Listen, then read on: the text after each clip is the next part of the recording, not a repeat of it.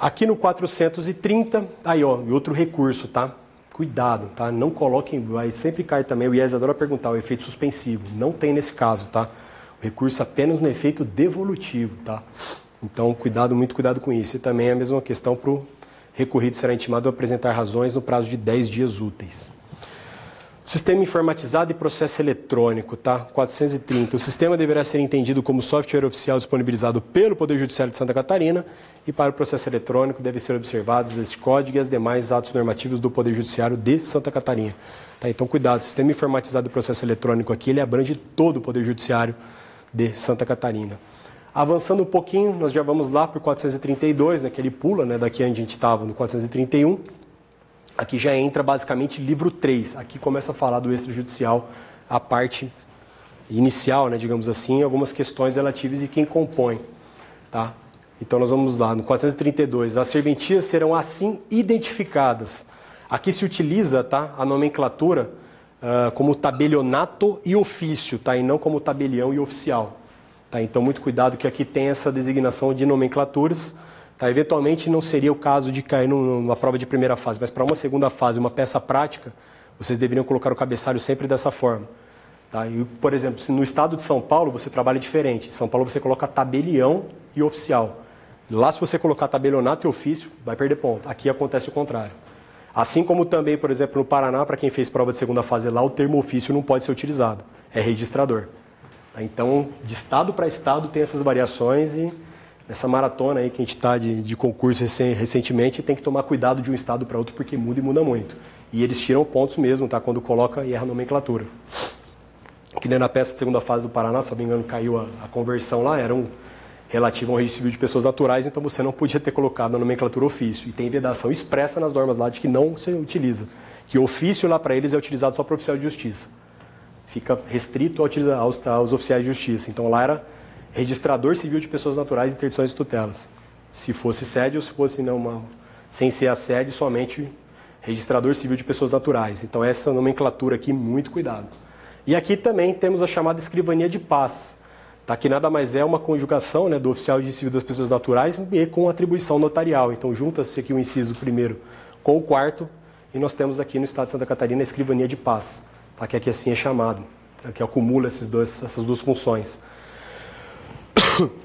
Parágrafo 1º, fica vedada a adoção de nome fantasia ou logomarca e pode constar em menor destaque e logo abaixo da identificação da serventia o nome do notário ou do oficial de registro e as atribuições legais.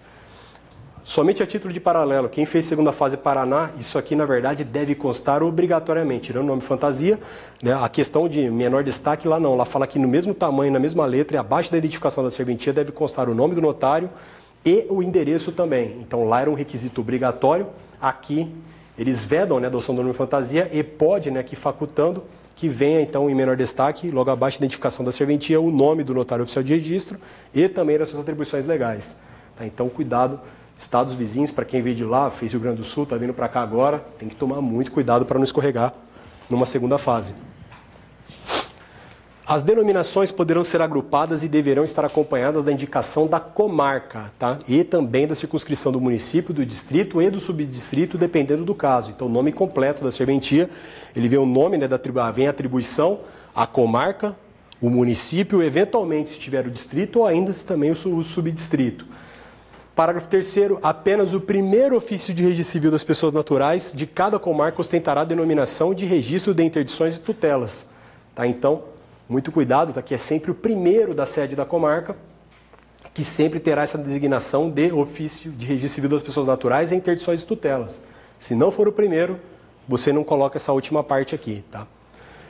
A regra de identificação é extensiva aos materiais de expediente da serventia e também na página da internet. Tá? Então, essa questão de nome fantasia não pode ser colocada nem na internet, cartãozinho, etc. Os materiais do expediente, ofícios, qualquer coisa que seja enviada da serventia, de não colocar o nome fantasia, lembrando que aqui a coisa era bem pesada nesse aspecto. A colocação do sobrenome das pessoas, o nome dos cartórios aqui era uma loucura. E muitas vezes eu já cheguei a receber, foi recentemente uma escritura que eu lavrei daqui, mas já era bem antiga, que não tinha sido registrada ainda, estava pendente de registro. Falava somente tabelionato Souza e não falava nem onde era. Aí você, para descobrir aonde era essa serventia, para que eu tinha que dar uma olhadinha pelo menos, né, no sinal público para ver se estava tudo certinho na escritura. Foi uma bela de uma briga para conseguir achar aonde que era, né, qual cidade, município, comarca, etc, que era isso. Eu tive que entrar em contato com um colega daqui que ele conhecia para falar onde era, que era de um titular que já tinha falecido.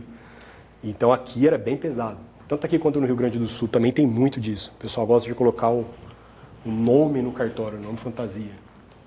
E vai, quando não o nome da pessoa todo, o sobrenome. Lá também, né? Também tem isso. Recentemente recebi procuração de lá e eu vi também. Mas ainda é uma mania que aos poucos está sendo extinta, né? Isso aí não faz sentido nenhum. Parágrafo 5º. As escrivanias de paz poderão adotar logo abaixo da identificação oficial os dizeres tabelionato de notas e registro civil de pessoas naturais. Tá, então o parágrafo 5º que diz para nós o que é a chamada escrivania de paz aqui.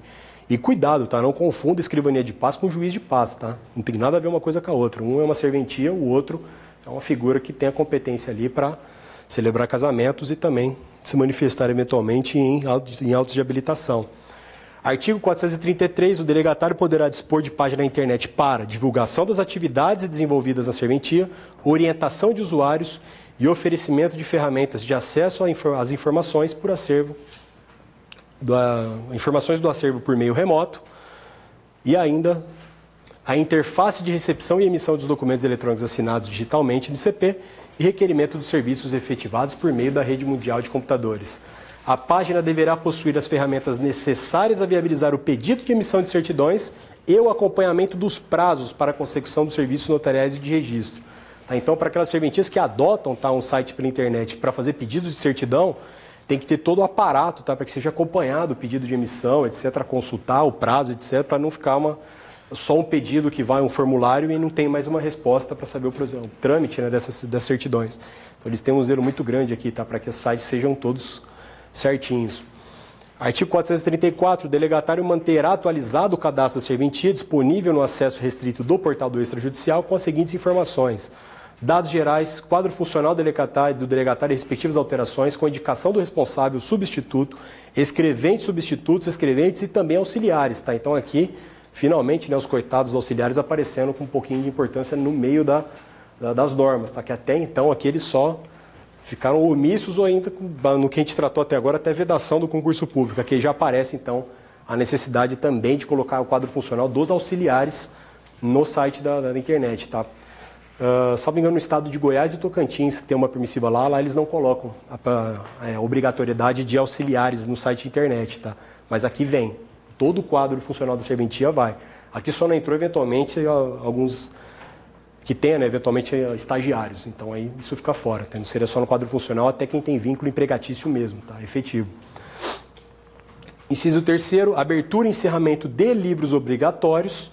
Tá? Então, o cadastro aqui tem que sempre informar também a abertura e encerramento de livros, o histórico dos livros obrigatórios constantes do acervo, o sinal público e muito cuidado, tá? Isso aqui vai tanto para o portal do extrajudicial de Santa Catarina, como também lá para a Sensec, tá? Na central a CNCIP, tá? A Central Nacional de Sinais Públicos.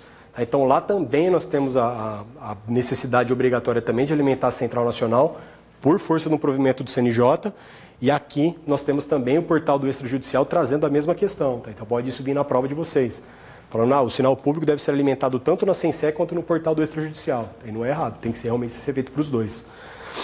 E o sistema informatizado de automação utilizado. Tá? Então, o sistema de automação é o sistema que a serventia utiliza, eletrônico, tá? Para controle financeiro ou até mesmo trâmite de documentos. A estrutura de informática e o hardware da serventia. Parágrafo 1º, o delegatário atualizará as informações tão logo ocorram alterações nos dados cadastrais, ou seja, sempre que tiver uma alteração, ele vai e alimenta o sistema, sempre de forma ininterrupta. E cuidado, tá? Não tem prazo. Assim que acontece a alteração, ele tem que já informar.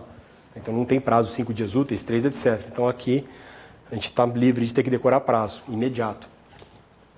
Parágrafo 2º, as informações constantes do sistema de cadastro, também fiscalizadas pelo juiz corregedor permanente, mediante perfil específico de acesso à área restrita, poderão ser consultadas pelos demais órgãos administrativos do Poder Judiciário. Tá? Então aquelas informações, né, que são ali utilizadas pelo juiz corregedor permanente, que seria, em tese, o juiz diretor do foro, que aqui ele traz essa nomenclatura, né, já de 2017, Ele pode ser também, né, pelos demais órgãos administrativos do Poder Judiciário, como, por exemplo, o Corregedor-Geral. Então, ele também terá acesso a esse perfil específico da área restrita. Dando sequência, né, nós tivemos aqui na revogação desses provimentos, aqui foi trazida a redação nova pelo provimento 5 de 2017. Esse aqui é um dos provimentos que mais impactou, tá, a reforma nas normas aqui de Santa Catarina, está bem recente. E se vocês pegarem a prova anterior que teve, esse provimento mudou praticamente tudo que estava naquela prova